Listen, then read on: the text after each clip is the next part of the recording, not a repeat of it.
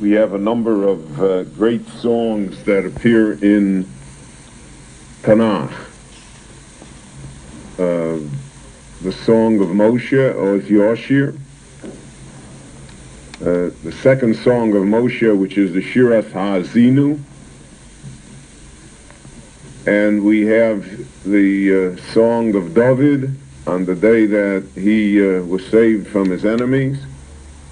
And we have this song, the song of Devora. We also have the song of Chana, the mother of Shmuel.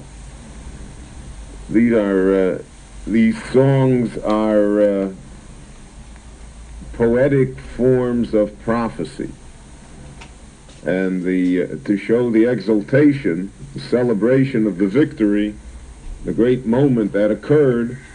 So the prophecy appears in a more poetic style than usual.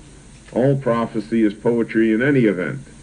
But here this prophecy appears in a special poetic form, and it's called a shir, which is loosely translated as a song, but it's not necessarily a song in our terms of song and dance, or musical song, as much as it's in the form of a poem, of a lasting poetic poem with rhyme, with meter, with the symmetry of poetry involved.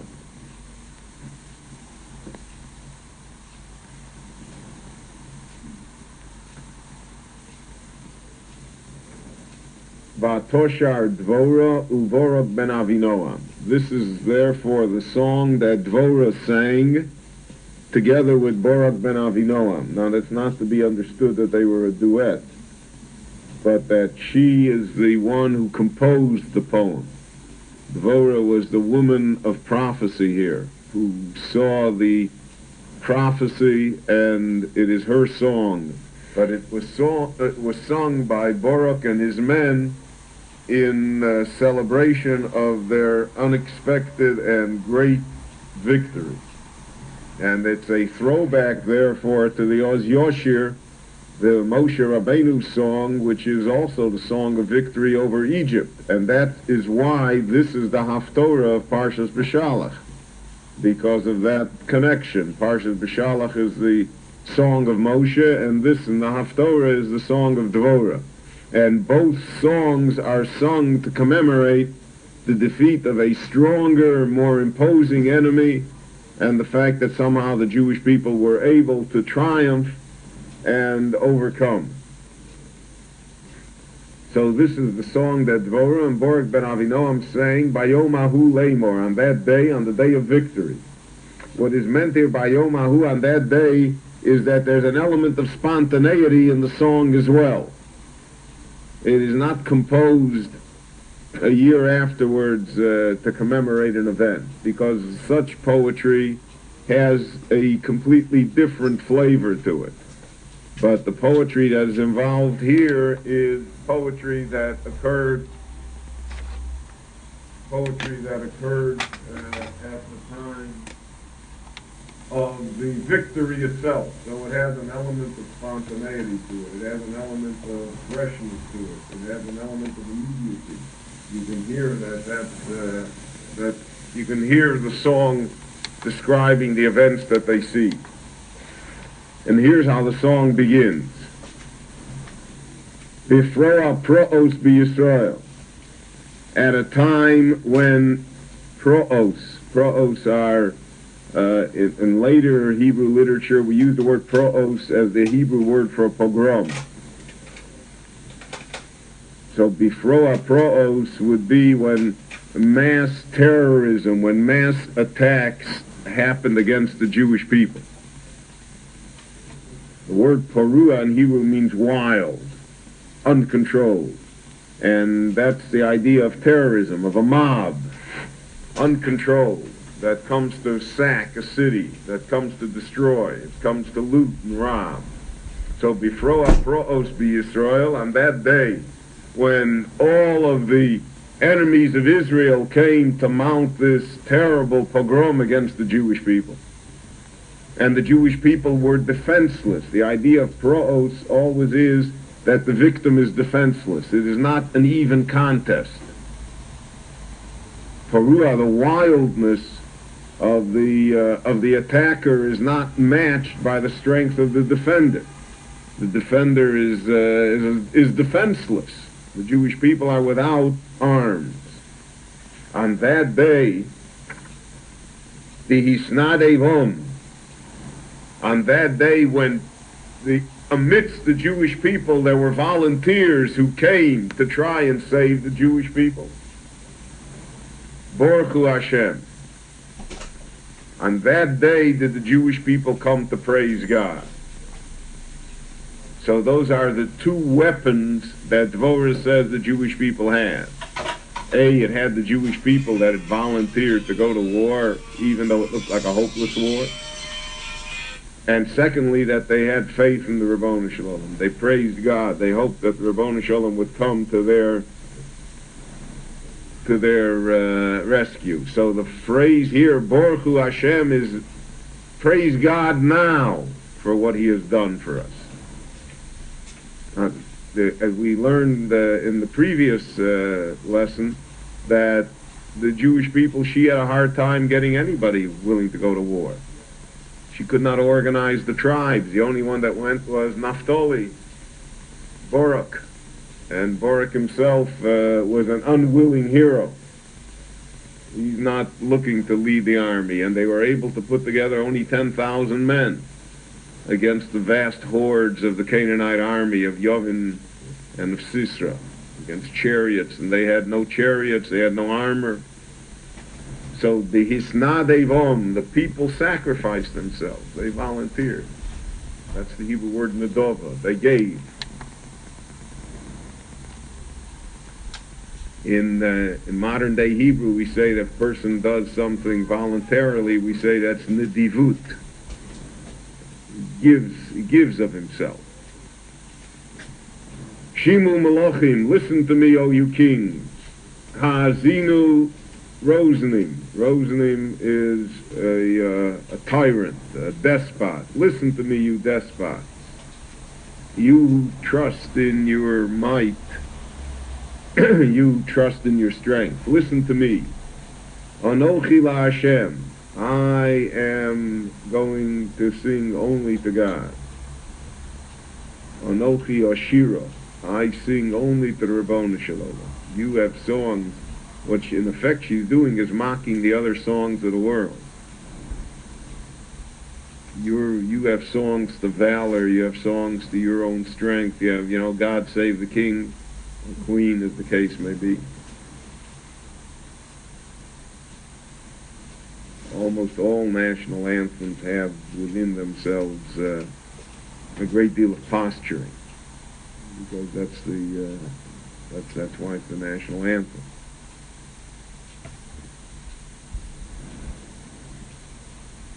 The difference between the Star Spangled Banner, let us say, and America the Beautiful, and God Bless America, is a great difference. There's three completely different messages that come across. But the Star Spangled Banner is the national anthem. And part of the argument that always existed regarding the national anthem of Israel, Tikva, was based not only on the fact that its author was practically an apostate Jew who really had mental problems. And once he put film on a dog, so that because of that, it is not hard to understand why religious Jews would be loath to acknowledge his poem as the national anthem of the Jewish people. But aside from that, even if the person himself would be neutral, the song itself says nothing about the Jewish people.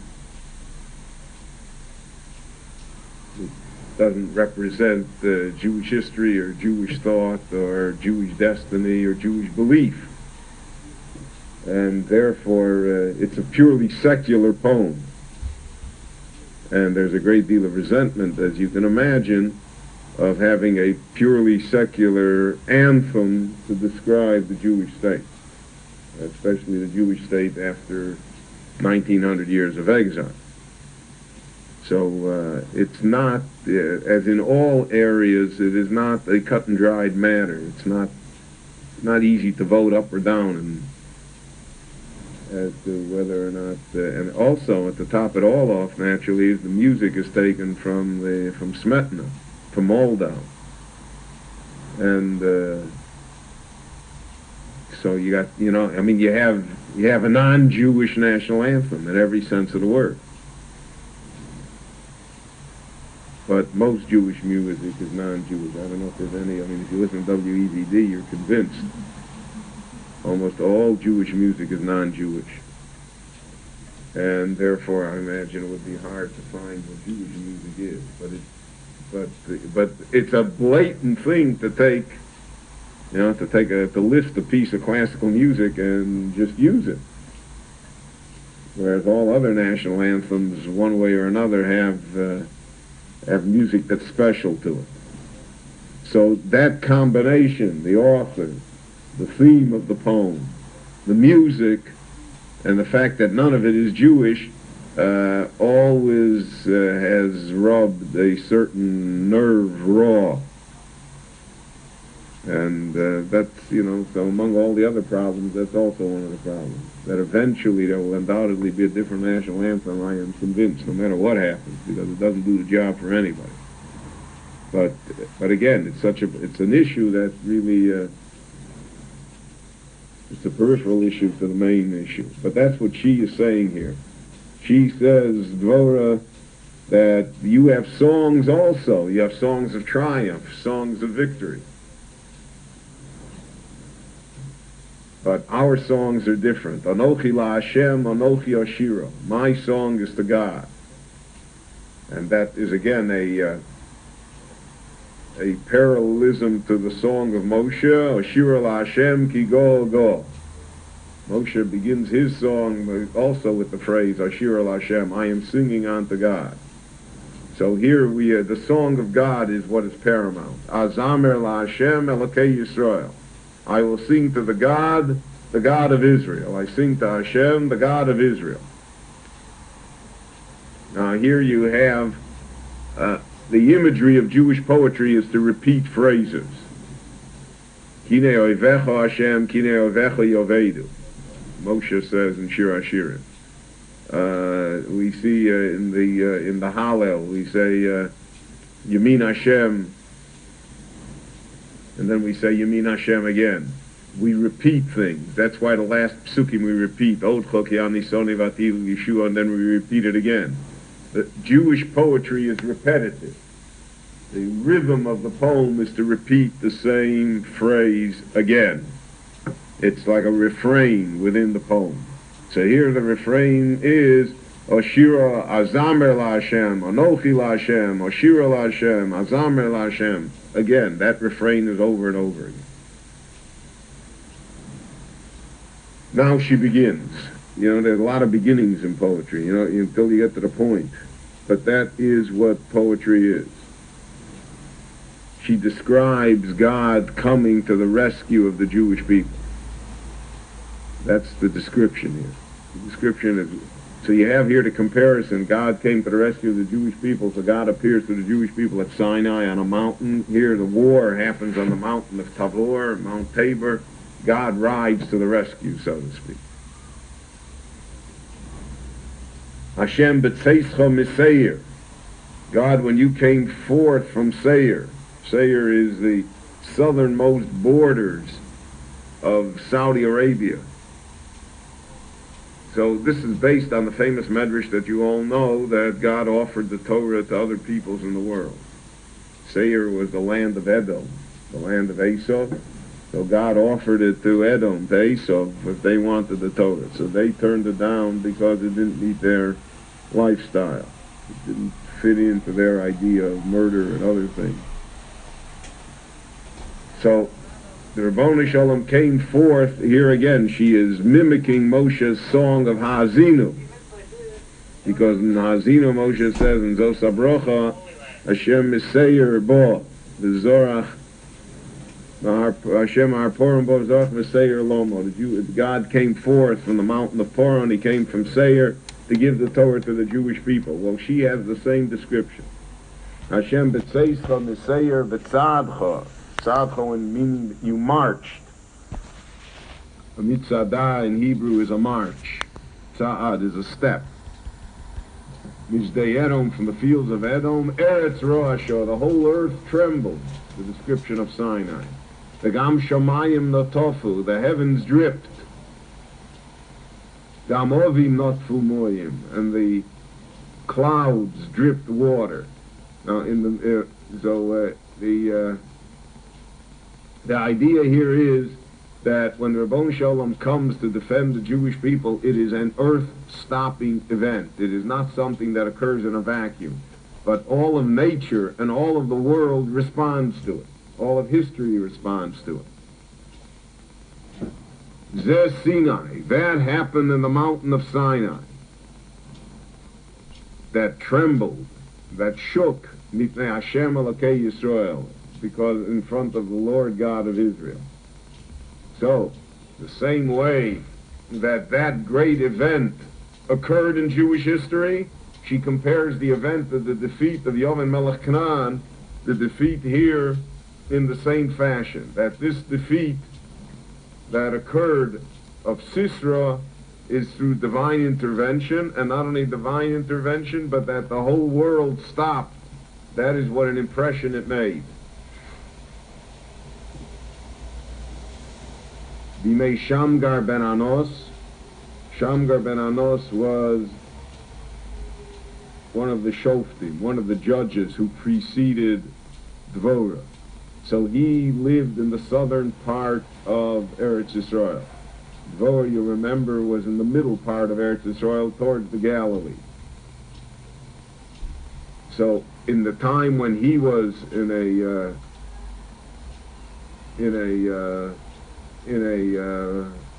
defensive mode in the south, he didn't come north to fight the battle.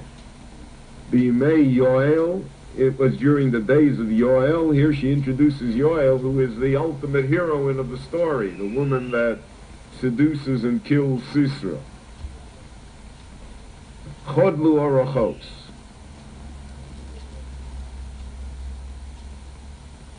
There were no longer any caravans among the Jewish people. Nobody could travel.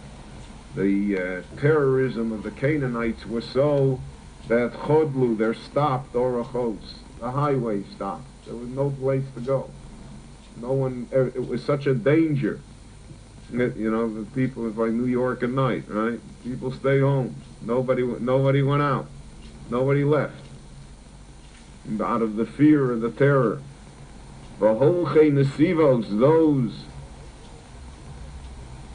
who went on the road, those who had to go on the road, didn't walk straight. Yelchu orachos akalkalos, went through the sideways, through the byways, through the crooked paths.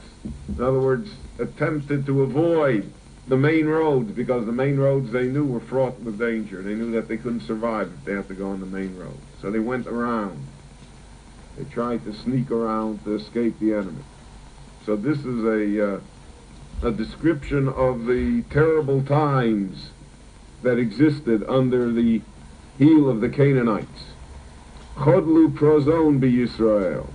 There were no more cities that were open cities. Prozon is Alkena Yehudim Ayoshvim Beore Aprozi. A city that's open, that's without walls. So in the ancient world, that was a sign of a strong city. That was a sign of a secure place, that they felt so secure that they didn't need tremendous walls to guard them. Well, Chodlu Prozon, there were no more open cities amongst the Jews. Everybody lived in terror. Everybody had a burglar alarm. Everybody had protective services. I was in Memphis, somebody told me such a good story that in that neighborhood, a burglar alarm company hired a guy to go around and break car windows and make vandalism, and then they signed everybody up to put the burglar alarms in until they got caught.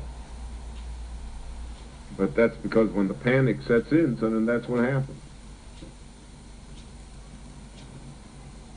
There's even a business, We just put the burglar alarm in the office at the yeshiva to protect the pledges. So, so the guy that was installing it told me that there's a business of putting there. Not everybody can afford a burglar alarm, and not everybody can afford the $60 or $70 or $80 a month it takes to be hooked up to the central system of the police. So people put in fake. They put in a sign and they tape up the windows, but it doesn't lead anywhere. It doesn't do anything, right? But psychologically, it's also a burglar alarm. That's if you don't like dogs. So she describes that Chodelu, there were no more open cities. Everybody was under lock and key. Nobody was able to be out in the street. Nobody had any sense of security anymore. Ad shakamti devora, until I got up, Devora says. The rabbi said that she would be taken to task for puffing. I mean, it's understandable her pride in herself, right? Especially she has there is a line here where you can almost feel the disdain she has for the male members of the Jewish people, who allowed such a situation to exist and who wouldn't do anything about it, and whom she had to shame into war. And so she therefore takes her just deserts here. She says, until I stood up, nothing was happening, right? Until I stood up, everybody accepted the situation. You know, what can you do about it? Shakamti ein b'Yisrael, I who am a mother in Israel. So the mother in Israel has a double meaning here. It's a badge of pride. I stood up because I am a mother in Israel, and I didn't want my children to be under the heels of the Canaanites, and I have the responsibility, the mother has the responsibility of not willing to abdicate it. But there is also the element here, like, you know, the poor old mother, you know, I'm dead tired and everything, I got to go out and fight your wars.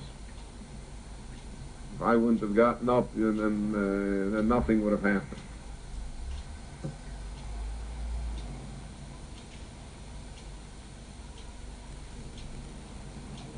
Yivchar Elohim Chadoshim. The Jewish people, they chose new gods. In other words, she's saying, how did we get into this mess? Let's look at the story. How did we get into this problem? What are we doing that Yovin Melech Canaan should rule over us?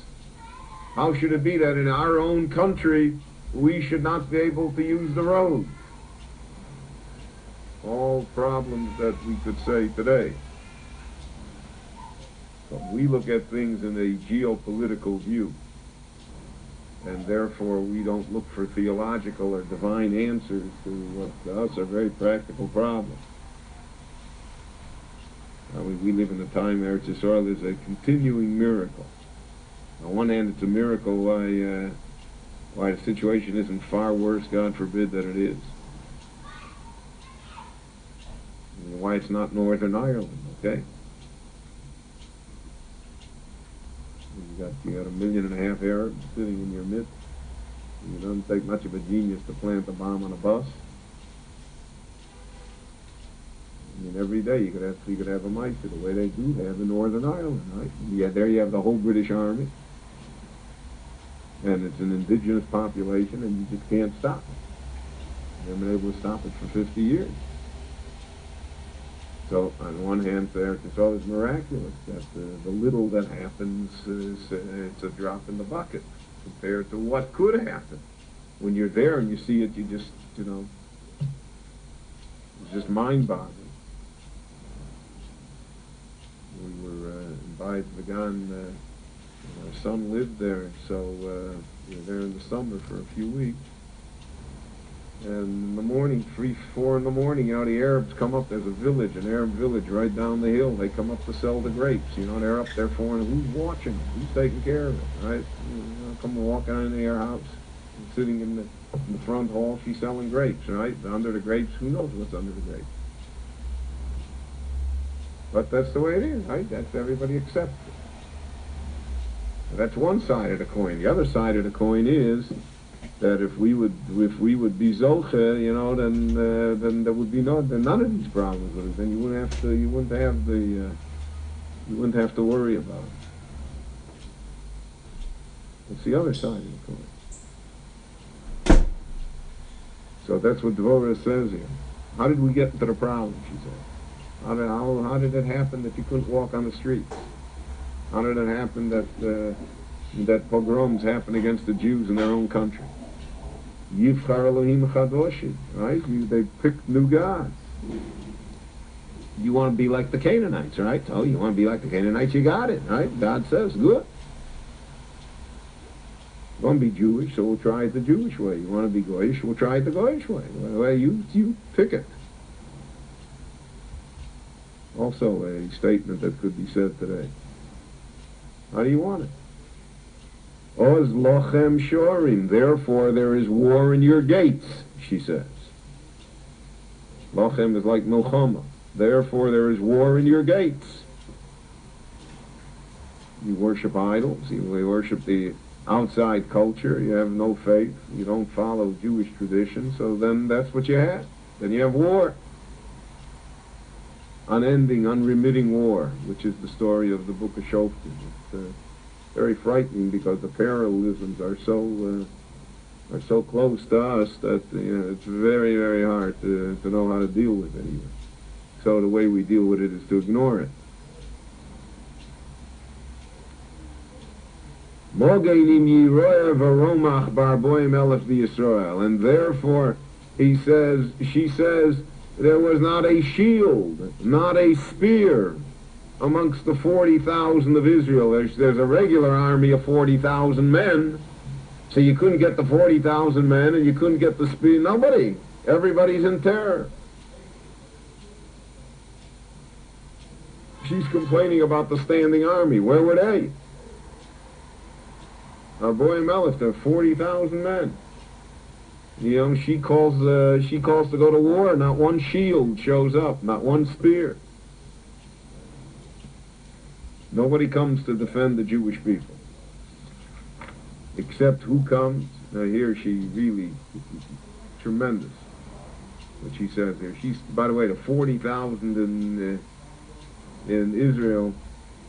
So some say that the word Elef here doesn't mean thousand, but the 40 families of Israel, which were called Alufim. Famous families of Israel, nobody came to the war. It's the same idea. Others say she refers here specifically to the tribe of Judah, which was 40,000 men, 47,000 men. The tribe of Judah was the strongest tribe, and it was the tribe that should have shouldered the responsibility, but they were so racked with dissension and with idolatry and with everything else that they just played no role in this whatsoever. It's not till the time of David that the tribe of Yehuda takes its rightful place. Once it takes its rightful place, it never goes down off the scene. In fact, most Jews today that we have within the Jewish people are from the tribe of Yehuda. That's our name, Judaism, Jews, etc., is all taken from the tribe of Yehuda. But here they were not a factor in this. Who was the factor? So she says here, Libi, my heart goes out. My heart goes out means that kol hakavod, I want to give praise. My heart pours forth praise, l'chokekei Yisrael, to the Talmidei Chachomim, to the lawgivers of Israel, to those who study the Torah. They're the ones that volunteered. They're the ones that fought the battle. They're the ones that kept the Jewish people alive. Not the great warriors, but the scholars of Israel. Hamisnadvim ba'om, who volunteered their services for the people.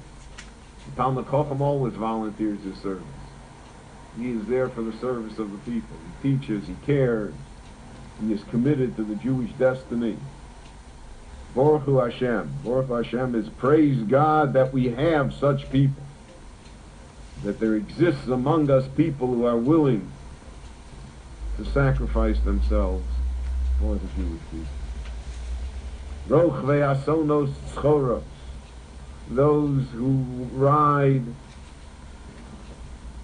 the white donkeys. That was apparently, they were itinerants, the Talmidei Chachamim. I mean, it's an ancient tradition that rabbis didn't hold jobs for long. So they were itinerants. teachers, taught this year in one school, that next year in another school. And apparently their symbol was the white donkey, because they were always traveling. They were always on the road. Apparently they also went to collect money for the institutions. It really never changed from the beginning of time till today. So she describes them as those who ride on the white donkeys, Yoshvei Almidin, those who sat in the, she means sitting in the yeshiva, sitting in the tents of Torah, Almidin, on their skirts, because the Talmidei Chachamim always wore special clothing. Special clothing changes from generation to generation, from time to time, but they always wore special clothing that identified them. And the clothing from the time of the Tanakh and the Gemara was always a wide, usually a white garment, an overgarment, like a big skirt that had flares. So they used to sit on it, sitting in the yeshiva on their uniforms, on their that it goes to show the poverty, that they didn't have chairs to sit on, so they would spread their garments because they sat on the floor.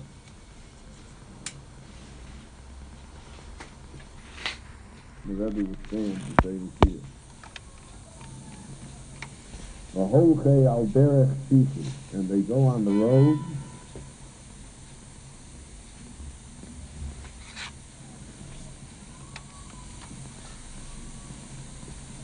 Tzifus, and they say God's praise wherever they go. Vayikra Avram b'shem Hashem. Wherever Avram went, he called on the name of God. Meaning they sang God's praises. Wherever they went, they taught Torah. They brought the message of Torah.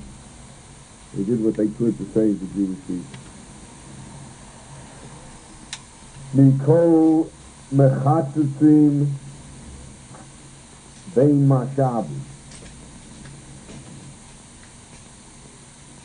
So the word chatzat here is like chatzitza. Mikol, I hear the voice of the mechatzitzim, of those who divided up the army. Because they came a rabble. So the officers, those who knew the war, mechatzitzim, they divided them up. They formed them in the battle line. I hear the shouts of the officers, mechatzitzim, who divide them up.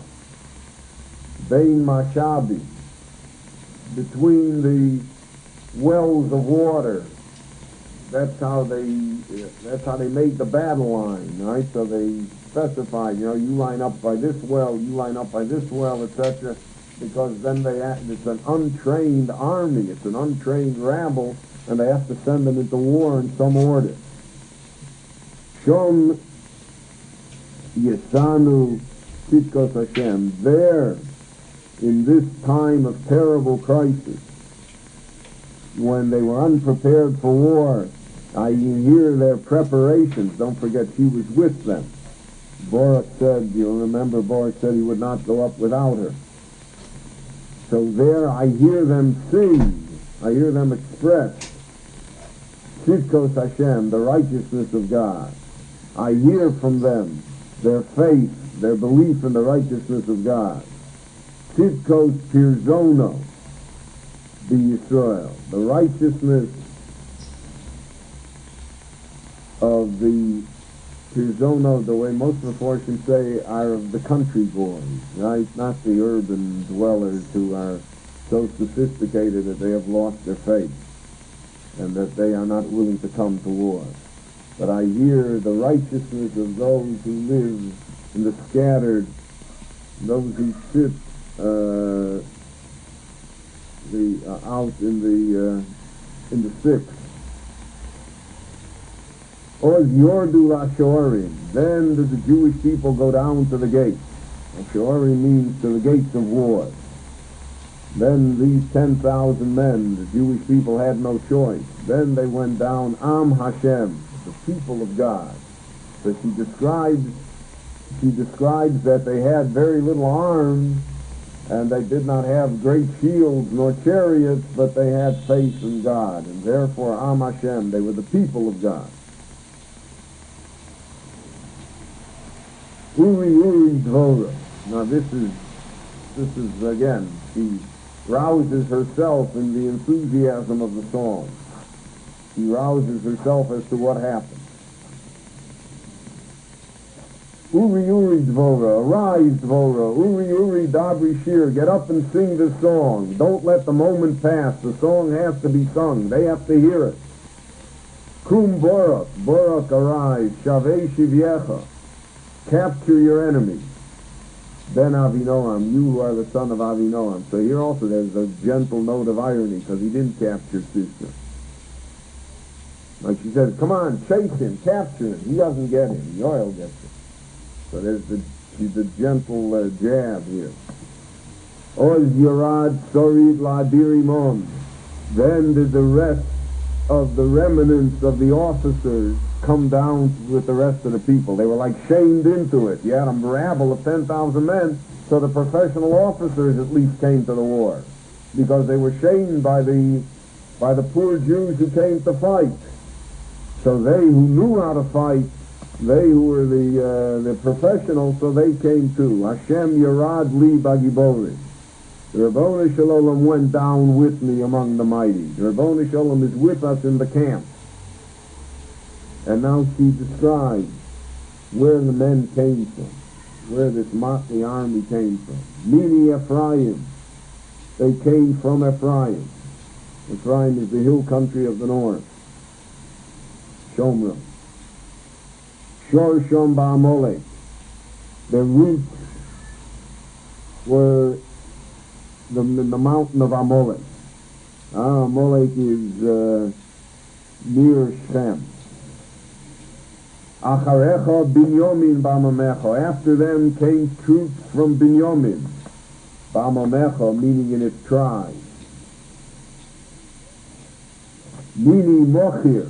Yordu Mechokikim. From Mochir. Mochir is Menashe. Mochir was the son of Menashe, the grandson of Yosef. And he lived, the rabbis say, because he was born on the knees of Yosef. Yosef gave him a bracha, and he lived all the way till he lived all through the time of the Midbar and through the conquest that he lived to establish himself in Eretz Yisrael. Mocher ben Menashe. So Yordu Mechokikim, the lawgivers, the leaders of the people came to war. Mizruim, and from Zvulun. Zvulun lived on the coast. Haifa, Akko, on the coast. Moshkim b'shevet Sofer, they were the scribes. Moshe, so that's a great Hebrew idiom that has been used ever since to describe somebody that writes, somebody that is an author or a scribe. Is called Moshe b'shevet Sofer. He pulls along the page the staff of the scribe, meaning he pulls the pen across the page. He's the writer. That's the idiom that's used. Bisorai b'Yisachar in Devora. And the officers of the army came from Yisachar and with them Devora. Devora is the leader. She is the main actress here. The Yisachar came Borak, and with Yisachar Borak also came. Bo'emek Shulach Beraglo, down the valley of Jezreel, the famous valley in the north from Har Tovor. So the footsteps of Borak led the army.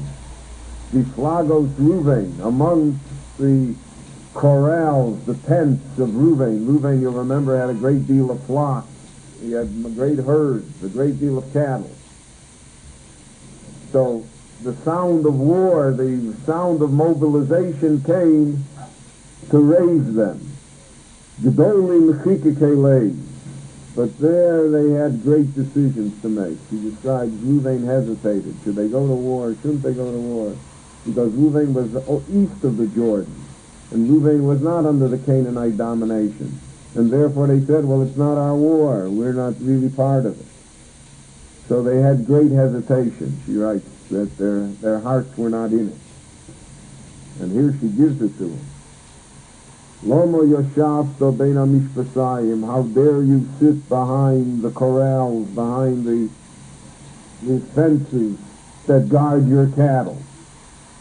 Lishmoa shrikos adorim, to listen to the bleats, to the whistles of the shepherds and of the sheep. How dare you stay home and guard your sheep when the Jewish people are in danger? Liflagos Ruvain, you were behind the separations of Ruvain. Gedolim Chikrele, you had great hesitation. You missed your chance. And when the victory is complete, Ruvain is not part of it. In general, Ruvain does not get the tribe of Ruvain doesn't get a good press in the Tanakh. They separated themselves early from the Jewish people. We read in the Chumash, they wanted to have the land of Transjordan because of the fact that Gilead and the Golan because of their flock. They were like, it was good for them, was good enough. Gilad Dever Ayarden Shochen. Gilad is the tribe of God who lived in the Gilad. The Gilad is the northern part of Jordan. It's called Gilad. You live across the Jordan, so therefore you didn't have to come, right? It's not you. Why should I get involved? The Don Loma Yoga Anios. And Don, why should he give up his ships? He's making trade. He's got a big business deal. Here she really criticizes those tribes who did not rise to the occasion, who did not come to the defense of their people, who were not involved in this. Osher Yoshav Lachof Yamim. Osher sits in Phoenicia, on the seacoast, so he's busy with his thing. Al Nifrotzov Yishkon. Nifrot is a bay. He's talking about the Bay of Haifa, the Bay of Akko. He dwells on the bay. He's also not coming. But Zvulun Am Cheres Nafsho Lomus. Zvulun is a tribe that gave up its life, that was prepared to die. It came to the war. The Naphtali Al Meromei Sodeh, and the tribe of Naphtali came Al Meromei Sodeh, on the heights of the fields, meaning on the mountain of Tabor. They also were willing to give up their lives in order to save the Jewish people. So the heroes of the war are Zvulun and Naphtali. And the villains are the other tribes who missed the opportunity for greatness. History is a very harsh judge. Very harsh judge. We always know that there are good excuses and there are good reasons, etc., but history does not forgive it. And that's her comment here.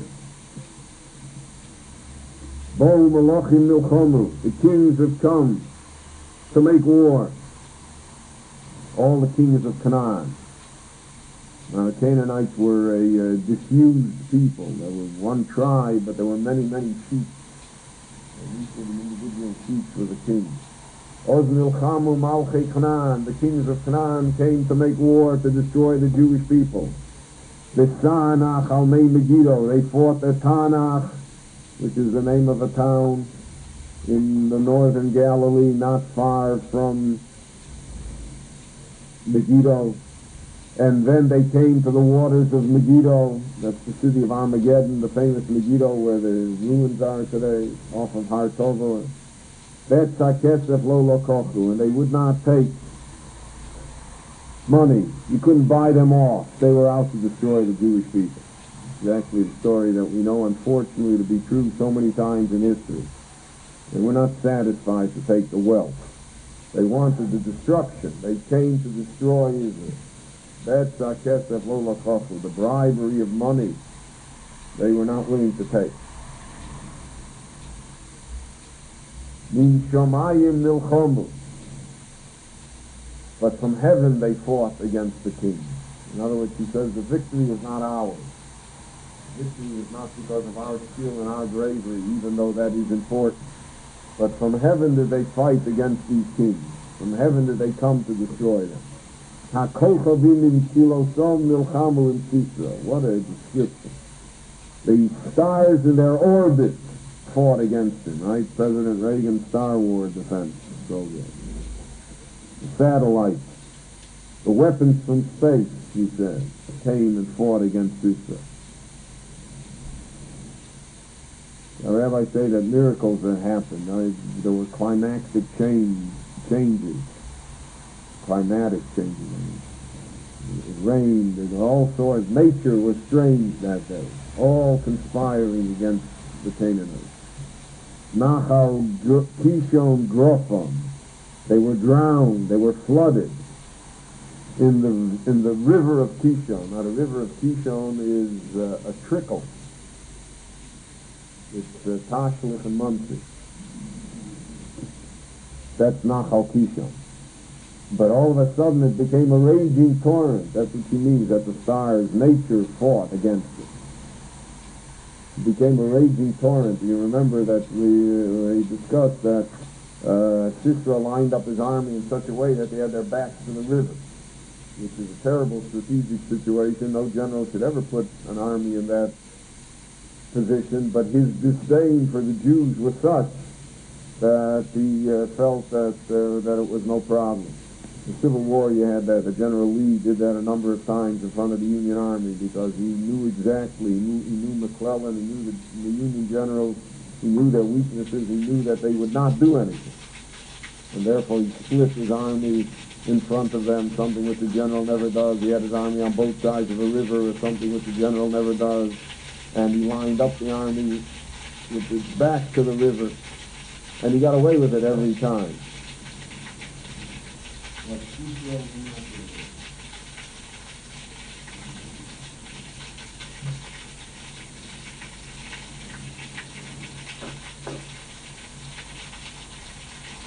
Israel will not get away with it. Israel is going to be destroyed, defeated.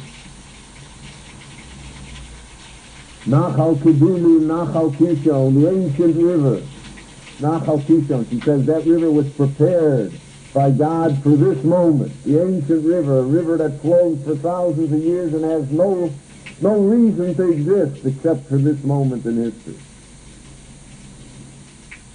Again, the typical Jewish insight. Tidrichi nafsi, that my heart march out in strength and confidence. He describes the Jewish army, inspired. Oz homu ikvesut. Then did you hear the hoofbeats of the horses as they ran away? The horses naturally belonged to the Canaanites. You heard their hoofbeats retreating. Midaharos daharos abiro. You heard the shouts, the racing of the horses and of the heroes, of the charioteers trying to escape. The haros is like a racehorse, the full-out gallop, that's what we would say, the gallop of the horses. Oru Meroz, cursed be Meroz. Meroz is the name of a Jewish town that was right in the middle of the war, and the Jews didn't even come out to fight. They didn't come out to cut off the enemy. These are funny people. Hard to deal with. So she cursed them. Cursed the town. The town has never been rebuilt. Omar Malach Hashem, the angel of God, says, may they be cursed. Oru Yoshveh, cursed be all of its inhabitants. Kilo vo'u le'ezras Hashem, they did not come to help God. Who are you helping here? It's the drama of the Jewish people. It's the drama of helping God. Le'ezras Hashem bagiborim. They didn't come to help God amongst the other heroes of the Jewish people who fought this battle. So if you didn't come, but now that the war is won, so at least join us, help shut off the enemy's retreat. Tevorach minoshim yoel eishes chever akeni. Blessed of all women. They were cursed. Yoel is blessed. Blessed of all women. May Yoel, the wife of chever akeni, be. Minoshim ba'oel devora. May she be blessed from all women in the tent. The Gemara says, meaning that she blessed her, that she's as blessed as our mothers, that Sarah, Rivka, Rachel, Leah, who built the tent, who built the home of Israel. So as I mentioned to you last time, the Talmud says this is an Avera Lishma. Her act was with L'Shem Shamayim, that she seduced him and killed him. And so therefore people will say, you know, well, it's not such a nice thing that she did. Schumer will take a vote on it. So that's the devora have to come and forestall it. So don't say anything about it. You're not in Moel to Moel. What's sort of Rivka, Rachel, Leah you're talking about. Mayim Shoal, she describes, again, the concise way that she describes the scene. He asked for water, Cholov Nasona, she gave him milk. She lulled him into it. The Seifel Adirim, Hikriva Chema, in the best china that she had. Seifel is a plate, a dish. Adirim of the noblemen, right? She took out the lennox. She didn't give it to him in a paper cup. She did it in a way that it would entice him. She brought butter. So butter here doesn't mean butter, it means buttermilk. She brought, sour cream. She brought the food for him. She showed him that she cared, that she was interested in him. It was more, right? That's what fools him, yes.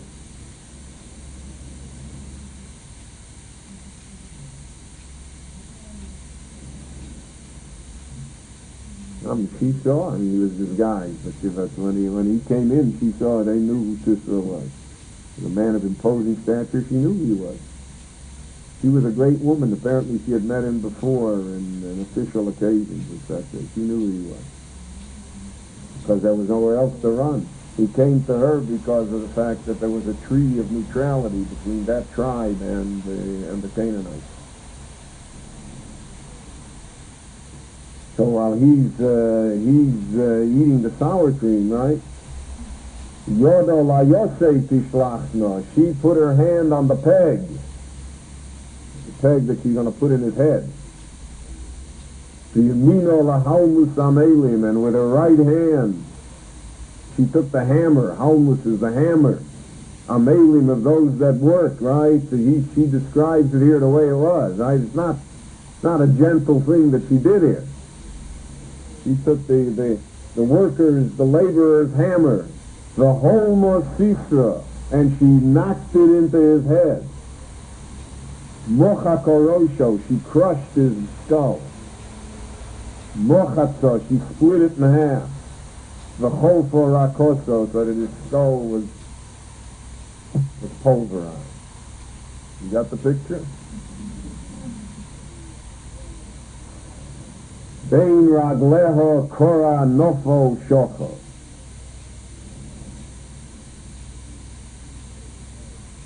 Between her legs did he kneel and fall and die. So here is a delicate reference to what happened. But that's what killed him. He couldn't resist him. Basher Korah, where he knelt originally. So he knelt because he had the pleasure of a woman. Shom Nofal Shodu. There did he fall destroyed. There did she kill him. There did she destroy him. Now what a description he has here of Sisera's mother, Mrs. Sisera. She was as evil as they come. Ve'ara chalon nishkofa. He looks out the window. Vatyabe vein Sisera.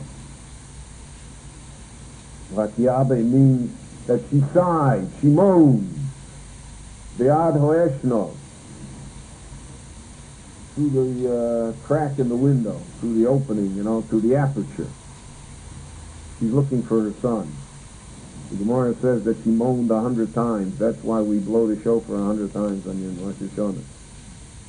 That's the origin of 100 times. The idea behind it, the great exalted idea behind it is Here's a woman that never tasted defeat in her life. Here's a woman that always everything turned out right. And all of a sudden, she comes to the realization that it's all lost. So she moaned 100 times. That's the moan of Rosh Hashanah. The moan is that man realizes that he can't do it, that he is lost, that he is not the victor. When it's all over, he's lost the game. That's the sound of the shofar. That's how Chazal attached it to him. Madua boshesh richbo lovo, she says, how come there's a delay? His chariot is not here. Madua echeru pame markavosov, why are the footsteps of his charioteers not heard? Why don't we hear the horse's hooves? Again, the irony. I mean, you get a good picture of Dora from the song, right? I mean, she's a tough lady. She's got it. You can see why she could scare Baruch into going. Madua is her wise officers, her wise servants answer, and wise here is a sarcastic phrase. They say, well, you know, there's so much booty. Halo yimtsu yachalku sholo. You know why he's late? There's so much booty. They're dividing up the booty among themselves. Racham osayim l'rosh dove. Racham osayim is as close in Hebrew as you come to an obscenity. It's a word for a woman. The word racham means literally the womb. A womb. In Anglo-Saxon, we would have a more direct phrase. But that's the phrase that he describes, right? They're dividing up the women. One woman, 2 women for each man, right? They're taking the pick. Shalal tzvoyim l'sisra. Sisra is getting a new colored wardrobe. They're taking the cloth. They're cutting the textiles. Tzvoyim, the beautiful colors. Shalal tzvoyim rikma, embroidered. The best. He's going to bring you home a present, Ma. Seva rika mosayim, a garment of beautiful colors, doubly embroidered, lace on both sides with savre sholom that are taken from the necks of the women, the scarves of the women that are taken as booty. He's going to bring that home to you. He doesn't have to say the rest, right? He ain't coming home. His mother knows he's not coming. There's no booty. It's all over. Kein yovdu kol oivecha Hashem, devora says. May thus all of your enemies end their stories, God. You said that you're going to destroy the Jewish people, Sisra. You'll say the Jewish people won't be here. We'll stick it out. Let's see who's here at the end. All of your enemies. The Ohavov Kitseis Hashemish B'Gvuroso, again one of the grandest phrases in the Hebrew language. The Ohavov, those who love God, Kitseis Hashemish B'Gvuroso, they shine as the sun comes forth in all of its glory. The Talmud says that this pasuk goes upon a person who can hear an insult and not respond in time. That's Gvura. That's the Gvura of the sun. Anelovim veinom ovim shomim cherposom veinom meshivim aleim akosav zemar v'yolavom kitzeis Hashem is Gvuraso. That's the lesson of the Gemara. Anelovim, those are insulted, veinom ovim, and they don't insult back. Shomim cherposom, they hear others insult them, veinom meshivim, and they don't answer in kind. Aleim, on them do I say this pasuk v'yolavom kitzeis Hashem is Gvuraso. That's the highest form of Gvura. End of the song. Then the pasuk says, "Vatishkol ta'oretz arboim shon." 40 years of peace she bought. This one war bought 40 years of peace. It solved the problem. But for a generation there was peace. That was the legacy of Devora. The legacy of Devora is that the defeat of Sisra, so for 40 years you can walk on the streets. A long time, 40 years. Till our day, Europe didn't know 40 years of peace. From the 9th century till the Second World War, There was not 40 years ever that went by in Europe without a war. And we would have had a few too if it wouldn't have been for the atomic bomb problem. The 40 years between Russia and the Western world. But we have had wars in the 40 years since the Second World War, Vietnam and Korea, and all the little wars that don't count except that people get killed. Go to Washington, D.C. and you see the Vietnam Monument, you realize you're talking about people, not a little war. So Vatishko Oretz Aboim Shomer, we had 40 years of peace. That was a great thing. That was a great gift that devora gave to the Jewish people.